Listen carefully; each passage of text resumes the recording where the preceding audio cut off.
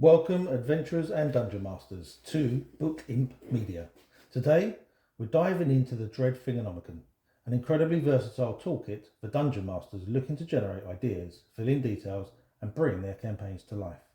Whether you're running a classic fantasy adventure, a gritty urban intrigue, or even a light-hearted romp, this book has something for everyone.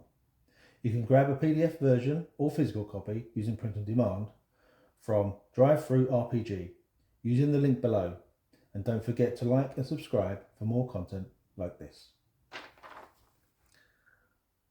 This book is 476 pages long, much bigger than even the D&D 5th edition Dungeon Master's Guide.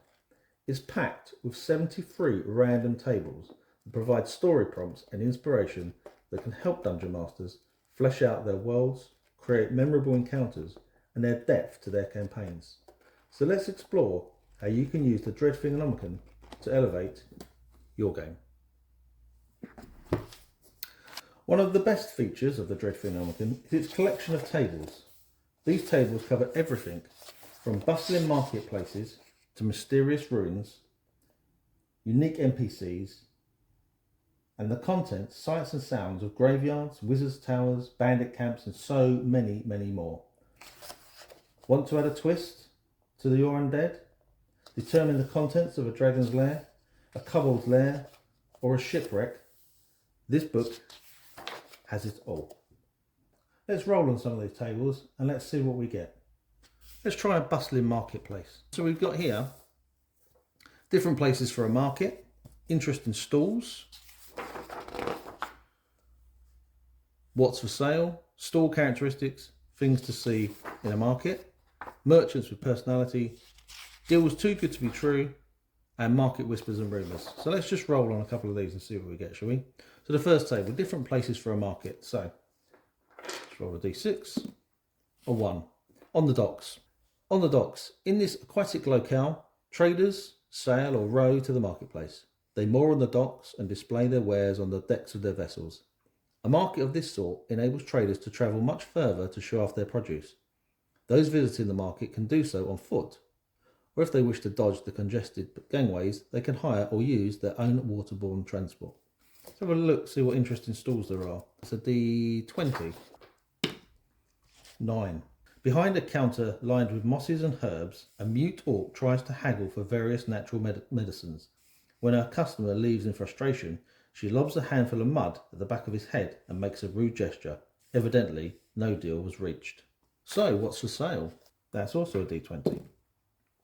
A 2. Cloth goods or bolts of cloth, wool, silk, thread, etc. Okay. What are the stall's characteristics? This one's a D10. A 1. The stall is actually a handcart or small pony and trap that moves slowly about the market. So what are some things that we can see in the market? This is a D20. 5. A bard employed by a nearby smallholder who has recently taken delivery of a consignment of rare spices strolls through the throng, loudly singing the praises of Master Armand and his amazing spices.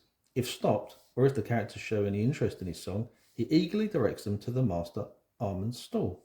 Merchants with personality, let's see. D10. A 6. Kian Gulshan, weapon and armour merchant. This merchant sports a well-oiled goatee, slick hair and bright flamboyant clothing. Far from a blacksmith himself, he assures customers he only carries the best merchandise money can buy. He is very fond of arranging little demonstrations, which supposedly show off his sharp blades or durable armours. But canny buyers can tell this is all showmanship, and the demonstrations are little more than sleight of hand. Let's see what deals too good to be true are. This is a D20. 15. For only a handful of gold, the map to a buried treasure worth thousands of gold seems like a great deal. Unfortunately, the seller has already sold about 300 copies of the map, and it's unlikely that the treasure is still there, if it ever was. And finally, let's see what market whispers and rumours there are. A D20. 16. 2 rival clothiers are doing their best to put each other out of business. Both send their apprentices to sabotage the other's stall and steal their customers. Sometimes a brawl ensues. The watch breaks things up, but their patience is rapidly fading.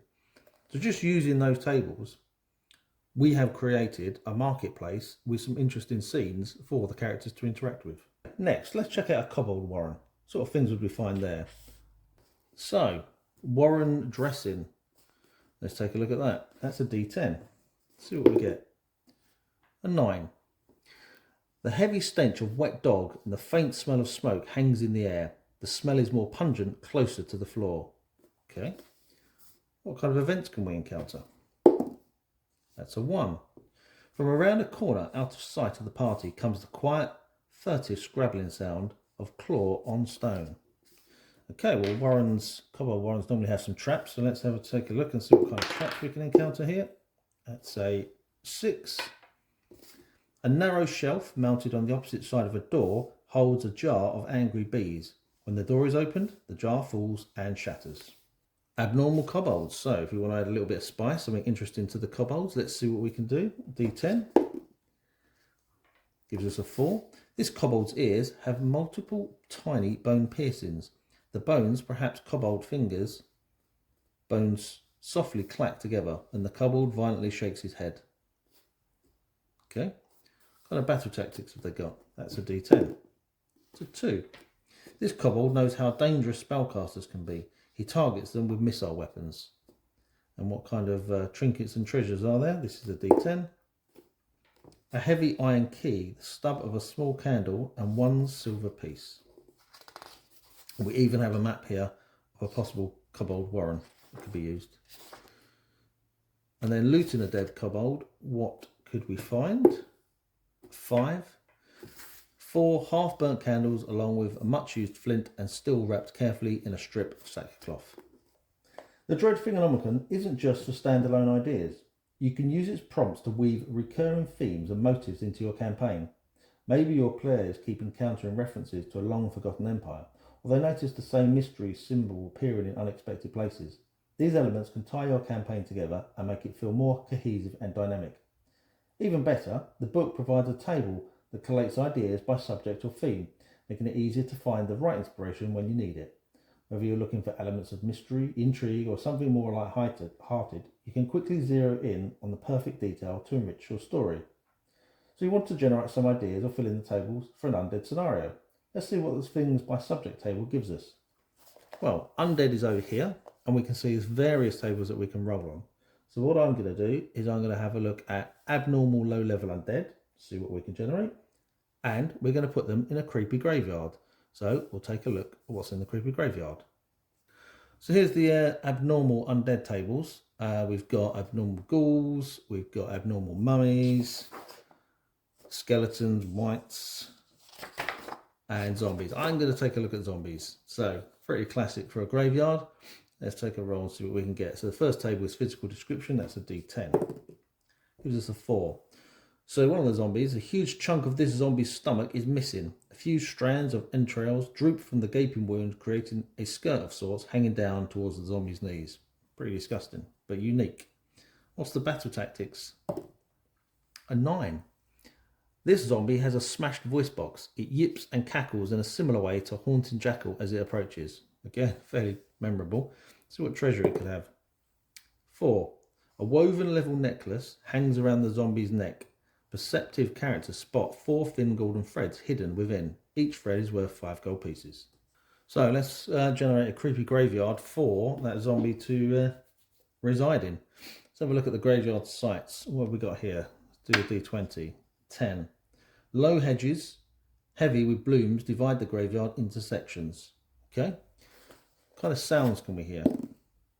10 again. Oh, that's D10. Let's try that again. 8. Somewhere unseen behind the party, a dog starts howling. The howling continues for a minute or two before abruptly stopping. Okay. Some strange sensations. That's a D4. 4. Strange sensations 4. Shadows cluster particularly thickly about several old grave markers. To vivid imagination, it looks like the shadows are rhythmically pulsating. Okay. Things to find in an open grave. 5. An unattended coffin of stout pine lies in the grave. No one is filling in the grave. In fact, no one seems to be anywhere near the grave. Okay. Some gravestone inscriptions. Let's have a look. 15. Linus Thistlerite. Death is just a dream from which we all must wake. Strange mausoleums. Okay, D20. 4.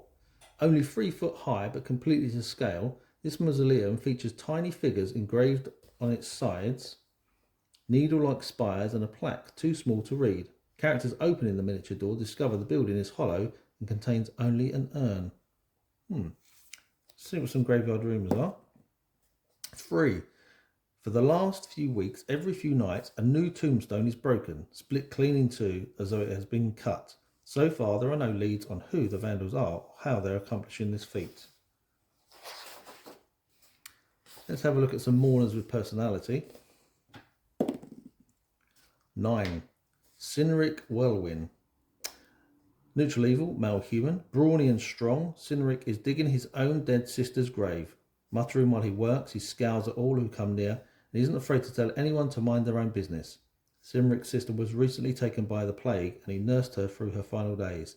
A twist of fate, or perhaps a dark cosmic joke, has rendered him immune to the plague's effects, but still left him a carrier, meaning he could potentially infect anyone who spends too much time in his presence.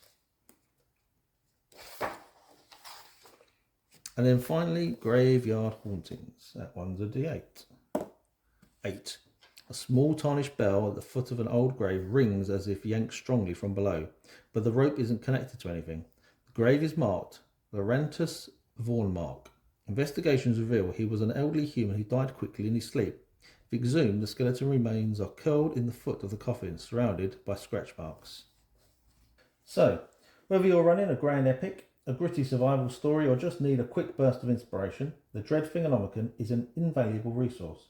It's a treasure trove of ideas that can help you create unique, immersive, and unforgettable experiences for your players. Have you used the Dread Thingonomicon in your games? Share your stories and ideas in the comments below. If you found this video helpful, don't forget to like, subscribe, and ring the bell for more tips and tools to make your tabletop games amazing. Until next time, happy gaming. And remember, you can grab a PDF version of the Dread Thingonomicon with the link in the description. Happy adventuring.